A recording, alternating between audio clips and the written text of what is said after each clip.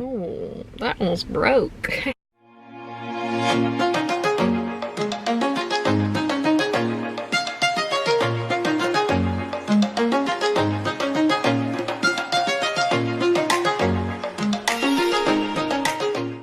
Hi guys.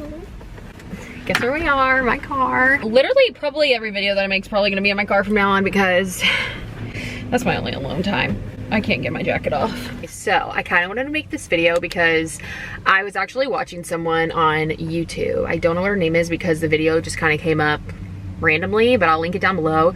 She was talking about how she went to an outpatient treatment due to her OCD.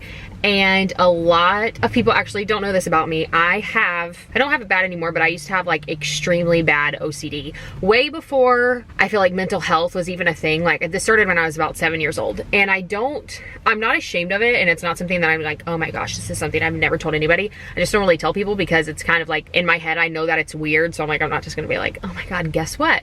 It's not an OCD where you're just like, oh, I'm super clean. To me, that's not really what OCD is. I feel like that's just kind of being organized. I understand that there is a form of OCD that has to do with like cleanliness and being organized, but I feel like it's way more dramatic than that. And people use the term OCD just to kind of be like, oh, I'm OCD because I'm so put together and I'm a planner and stuff like that. And that's not at all what I went through and what I go through. So I wanted to talk about my OCD just because, you know what?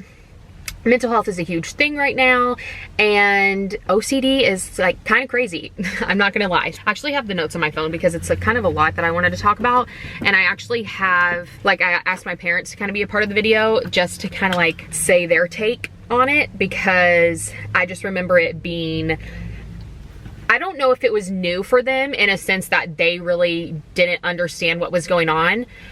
But I just remember them kind of being frustrated and me kind of being frustrated because no one actually knew what was going on until years later, where I was kind of like, oh my God, that's exactly what I have. I never was taken anywhere for it because, again, this was maybe like 2000 and what would that be, like 2002, 2003, where mental health was a thing, but it wasn't a thing where mental health's like generalized and it's okay to talk about and people are actually educated on it. It was a very confusing time because no one knew what was wrong. It's really not something that I'm ashamed of because to me it's kind of the norm, but I feel like I'm not ashamed of it because I know that it's a thing. I know that other people go through it. It's not one of those things that, oh my God, I'm the only person, like I can't talk about this. As I've said before, I just kind of am like, okay, it's OCD. Like, I don't know, it doesn't bother me, but it does because it affects my everyday life, but you know, it's not something that I'm ashamed of, as I've said multiple times.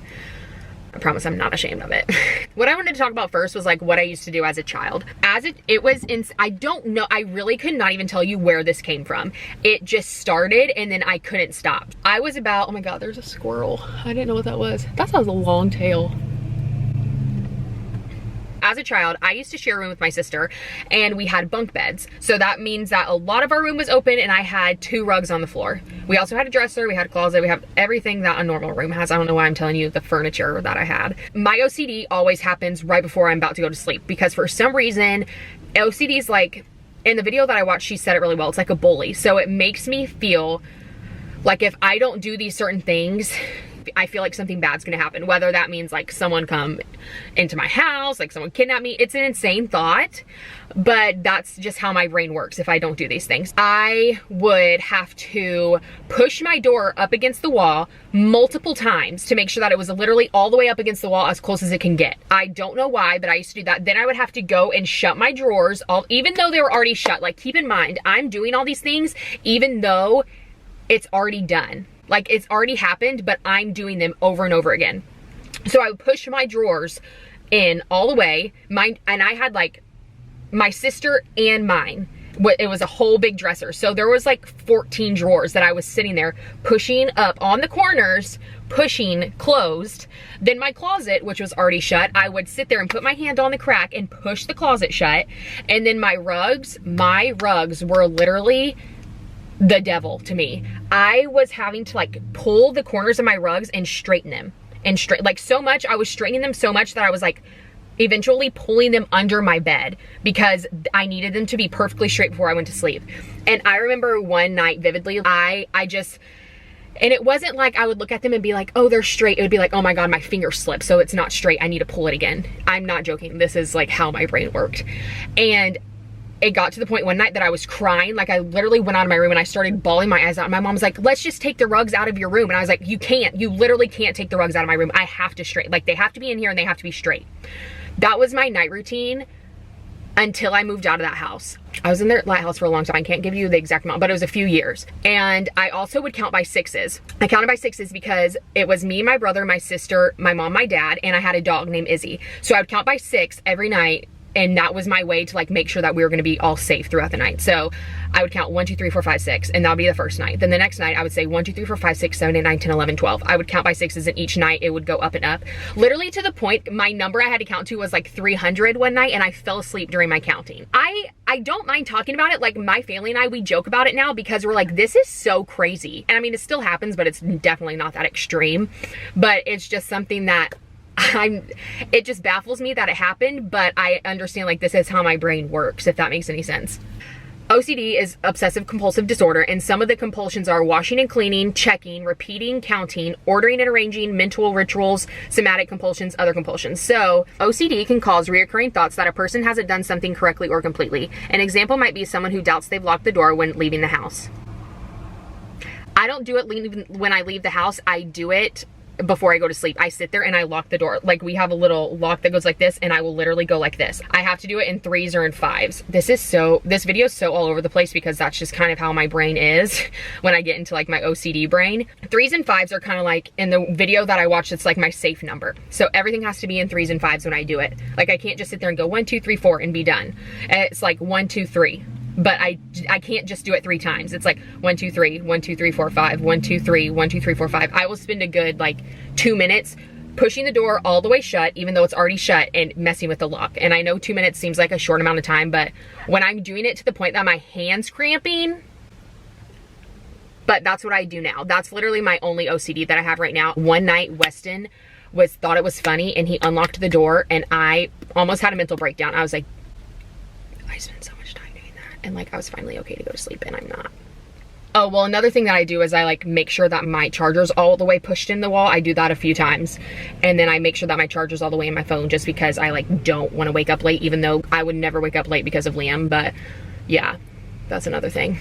Another one is order and symmetry. So having objects ordered just so is a fairly common type of obsession with OCD. People with these thoughts spend an inordinate amount of time arranging and ordering objects or visual symmetry. They might also have specific superstitions about numbers, patterns, and symmetry, as I've talked about before. This video's already all over the place, but let me just read you what my parents sent me. My sister, all she said was, I remember you having to straighten out the rug every night and make sure there are no bumps, closing the closet door all the way, making sure our bedroom door was touching the wall before we went to sleep, and if anyone touched it or even walked by it, you would get up to make sure it was still touching the door. And she said you also told Dad to make sure to check on us every night, but I don't know if you would consider that OCD. I don't think that had anything to do with OCD. I just think that I was having those bad thoughts because I was still in my OCD rituals, that I was like, oh my gosh, if I don't do this right and I accidentally fall asleep, like something's gonna happen, someone's gonna come get me. So I would always tell my dad to like make sure he came to check on me, like literally making sure I was still alive. Okay, my mom said, each night at bedtime, you would get up about 8 to 10 times to fix the rug in your room. Make sure the door was to the wall. Make sure the drawers were completely closed on your dresser. Make sure the closet door was shut all the way and the window was locked. Oh, I forgot about the window. And the thing is, if I was doing these rituals and then I thought about something else and I went to go check that as well, that would instantly become a part of my rituals and be something else I had to check throughout the night. You had an order of doing it, but I don't know the order. It took about 30 minutes to an hour to finally be done with it all. And then I had my dad email me. They all kind of said the same thing because like I said, it was literally the same ritual every night. Okay, so he emailed me because he's professional. He said, I remember it would frustrate me that you had to push every drawer in your dresser shut, the closet door shut, and you would push your bedroom door open as hard as you could before you would get into bed when you were little. It made me laugh that you would stop at the current entrance of the kitchen. Okay. I'll get to that in a second. I don't remember any other weird behaviors at this time. I love you very much. As I've already talked about, my current behavior, when I lived at my dad's, it wasn't that bad. The only thing that I can remember, and somehow it randomly happened, was we had tile floors and the tile connected to the carpet. And every time I left the kitchen, I had to step on the cracks of the tiles, half feet on the carpet, half feet on the tile, push the middle of my foot into where the carpet and the tile met, and then I could keep walking. I I don't know, but this happens and if I go to his house, I still do it. I lived at my grandma's and I didn't really have any rituals because it's weird. Whenever I move, I don't take the rituals with me. I will soon pick some up. Like I said, if I check the door one night, that means from now on I'm checking the door. So when I moved to Tennessee and when I moved to California, I really tried hard to just like not make a ritual because I didn't want to start one because it's exhausting, honestly. Like I hate doing it, but once I do it, I have to keep doing it. So in Tennessee, I don't think I really had one, but here in California, I've obviously picked one up because I started it, and so now I have to keep doing it. Oh, it always has to do with houses and locking stuff. That's all it has to do with. So it's never carried to another house. It's just if I start it, I have to continue it. But if people are over, I don't do it because I know that it's weird. And I'm like, I don't want to make this even more weird than it actually is. And if I go to someone's house, I obviously don't do it. I'm not going to sit there at your door and pick out your lock until I know that it's locked. As I said, I've not gone to anyone. I think I might have thought about going to someone one time, but as I said, it's not taking over my whole life. If you watch the girl's video that I linked down below, hers kind of took over her whole life, which is why she went to an outpatient program. But mine isn't taking over my whole life. It's literally just before I go to bed. And other than that, throughout the day, I'm fine. I still function. I'm not like living my life with this bully inside of my head because I'm so OCD. I just have it and that's it. And I think that's why, you know, to me, it's not that huge of a deal, but it's definitely something that when I watched this girl's video, I was like, okay, like I know I'm not the only person that has it, but to hear someone talk about it in the sense of me like, oh my gosh, I do that. Okay, so I'm not that crazy. Like, it's just reassuring and kind of like, it's just like nice to hear that you're not the only person that has it. But yeah, and I just really, I don't know how it occurred, but it occurred literally when I was about maybe 6 or 7 years old, and it really just like hasn't stopped since. So yeah, I just wanted to make this video. I know it's kind of a serious video and not the videos I normally make, but I just thought that it was something that maybe just needed to be made. I know probably some of my friends watching this, they're gonna be like, well, what are you talking about? Because I really just I don't tell people. It's not something I'm like broadcasting, but it's also not like this deepest, darkest secret that I have. So that's just about my OCD. So let me know if you like this video. Give it a thumbs up, subscribe, and I will see you guys in my next video. Also, I know in my last video I talked about when I was gonna post on YouTube. I think I'm gonna do it every Saturday. So